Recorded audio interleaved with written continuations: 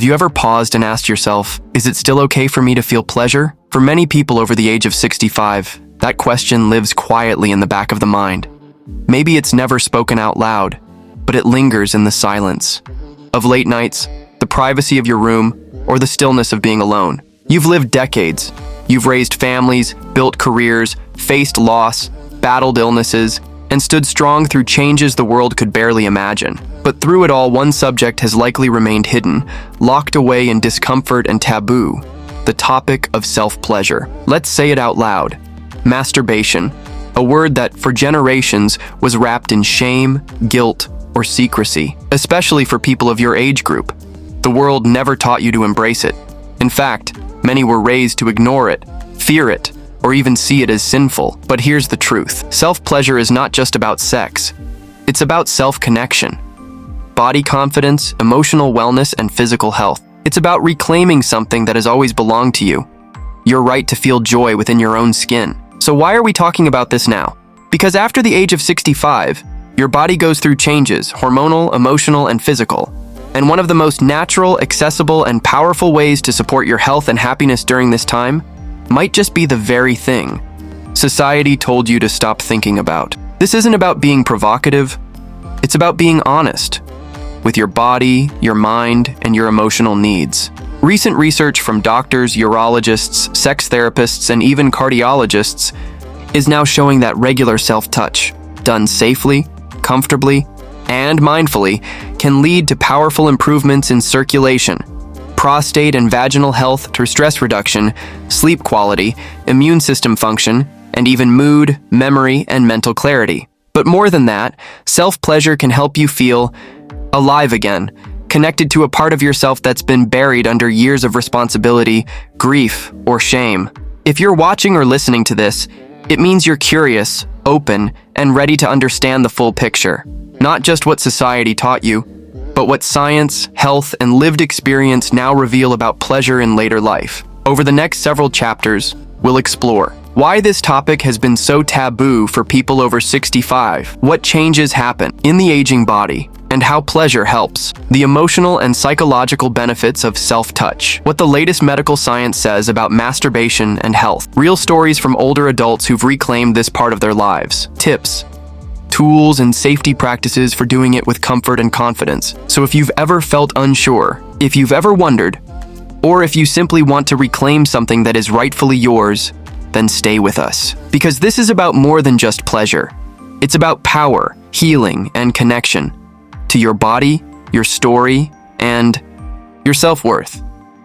Welcome to the hidden power of self-pleasure after 65. Let's begin. Let's go back a few decades. Maybe you were in your teens or your 20s. Maybe you grew up in a small town, a tight-knit community, or a religious household. Think about the way people around you talked about the body, about desire, about sex. Chances are, they didn't talk about it at all. And if they did, it probably came with a warning. Don't touch yourself. That's dirty. God is watching. It's a sin. Real people don't do that. This script was passed down like an inheritance. You didn't ask for it, but you received it. From your parents, your church, your school, your culture. Especially if you were raised in 1940s, 50s, or 60s America, you were taught to tuck away anything remotely inappropriate when it came to your body. And so you learned to live in silence. You may have grown up, started a family, become a parent or grandparent yourself, and still carried that silence inside. You may have been a loving partner. You may have had a rich, intimate life, or perhaps you never had the chance.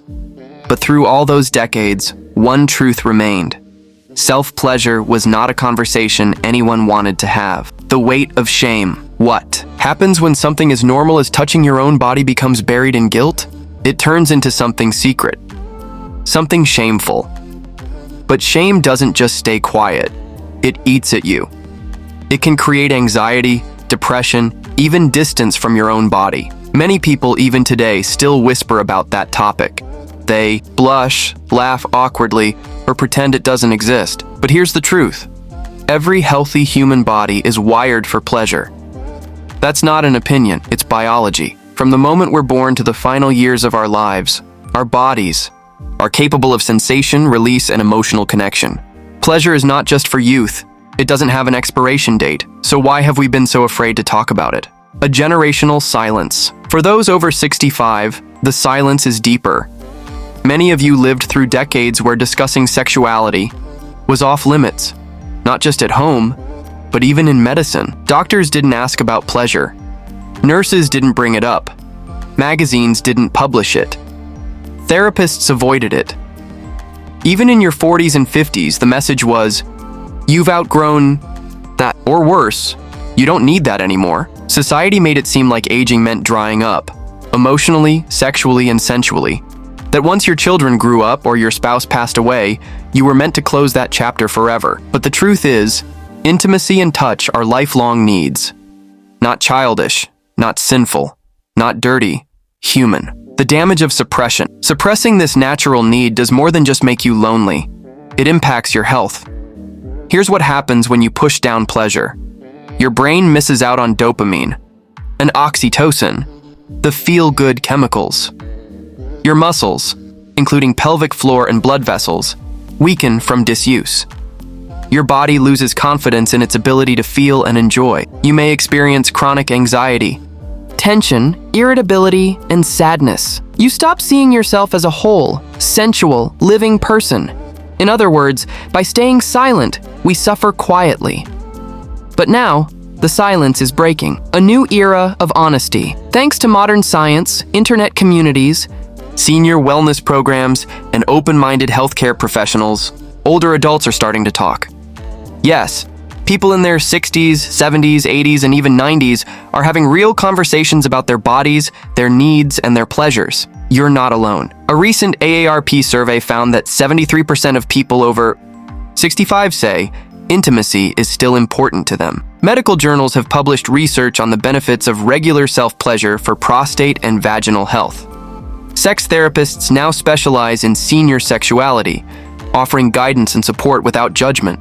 Even retirement homes are recognizing intimacy as a core part of quality of life. The silence is cracking, and as it does, something beautiful is happening. People are healing, from silence to strength. Maybe for the first time in your life, you're hearing that it's okay, not just okay, but healthy, valid, and beautiful, to touch your own body, to connect with yourself, to feel pleasure. That shift from shame to strength doesn't happen overnight. It takes courage, it takes curiosity, but it begins with one powerful realization. Your body still belongs to you, and it's still worthy of pleasure. You are not past your prime.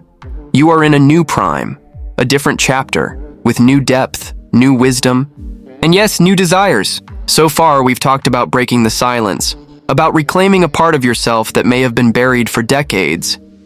Now it's time to talk about the body. Because here's the truth. After 65, your body changes, sometimes gradually, sometimes suddenly. And while those changes are completely natural, they often bring confusion, frustration, and, most of all, questions you were never encouraged to ask. This chapter is about understanding those changes without fear and without shame. Because when you understand what's happening, you can better support your health, your pleasure, and your confidence, even in this new season of life. Let's begin with the physical realities. 1. Hormonal shifts in men and women. After 65, both men and women go through major hormonal changes that affect how the body feels, functions, and responds to touch. For men, testosterone levels begin to decline slowly, a process sometimes called andropause. This can lead to lower libido, weaker erections, reduced muscle mass, and fatigue. You may notice changes in sexual performance, but also in emotional connection to arousal. For women, menopause usually ends the menstrual cycle between 45 to 55, but its effects continue. Estrogen and progesterone levels drop significantly, affecting vaginal tissue, lubrication, and sensitivity. You may notice dryness, discomfort during intimacy, or a disconnect between mind and body. But here's the key. These changes do not mean pleasure is over. They mean your body is asking for a different kind of care, one based on presence, slowness, comfort, and patience. Self-pleasure becomes a tool, not just for pleasure, but for hormonal health support. 2. Blood flow and circulation. As you age, blood vessels naturally become stiffer. Circulation slows down. For men, this may affect erectile function. For women, it can reduce genital sensitivity and arousal response. But did you know that regular sexual stimulation, including masturbation, can help improve circulation in the pelvic region? Just like walking strengthens your legs, self-pleasure stimulates blood flow, keeps tissues healthy, and maintains nerve sensitivity. It's like physical therapy for your most intimate muscles and nerves. Over time, consistent gentle touch can actually reverse some of the numbness or loss of feeling that aging can cause. Prostate and pelvic floor health. For men over 65, one of the biggest concerns is prostate health. Enlarged prostates, urination issues, and even prostate cancer become more common. Here's something surprising. Ejaculation through self-pleasure has been linked to better prostate health. In several studies, men who masturbated regularly into their 60s and 70s had lower rates of prostate cancer, less congestion in the prostate area, fewer urinary symptoms. Why? Because ejaculation clears the prostate. It keeps fluids moving. It may even reduce inflammation. And for women, self-pleasure can help maintain pelvic floor muscle tone, which supports bladder control, posture, and sexual comfort. You don't need a partner to support your intimate health. Your own hands, breath, and awareness can do so much. 4. Emotional and psychological changes. Aging isn't just physical, it's emotional. You may be coping with the loss of a spouse, loneliness or isolation, a shift in self-identity after retirement, less physical affection in daily life. These emotional shifts affect the way you feel in your own body. You may not feel desired anymore, or you may feel invisible, and that emotional disconnection can make physical intimacy feel distant or even irrelevant. But self-pleasure can be a powerful tool of reconnection. It's not about fantasy or escape.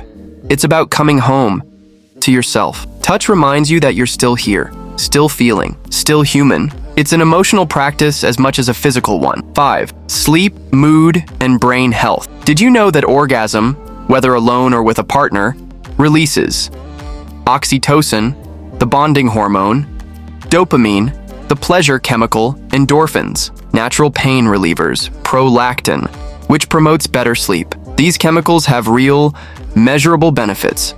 They can reduce stress, fight depression, lower blood pressure, and help you sleep more deeply. And at your age, sleep quality and mental clarity are everything. A regular self-pleasure practice can become part of a mental health regimen, as important as walking or taking your supplements. Shifting your relationship with touch. In younger years, touch is often fast, performance-driven, and focused on climax.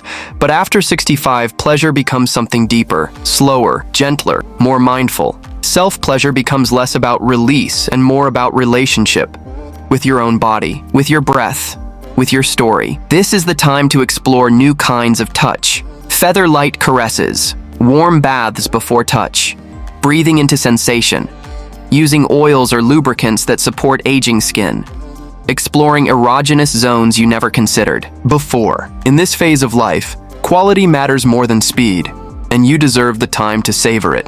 Reframing aging, not a decline, but a transition. It's time to let go of the myth that aging means loss. Yes, things change, but those changes open doors to new forms of intimacy, new kinds of pleasure, new relationships with yourself. Self-pleasure after 65 is not about staying young. It's about staying connected. It's about understanding what your body needs now and giving it freely without shame. You are not broken. You are not dried up. You are not done. You are evolving. And your pleasure can evolve with you.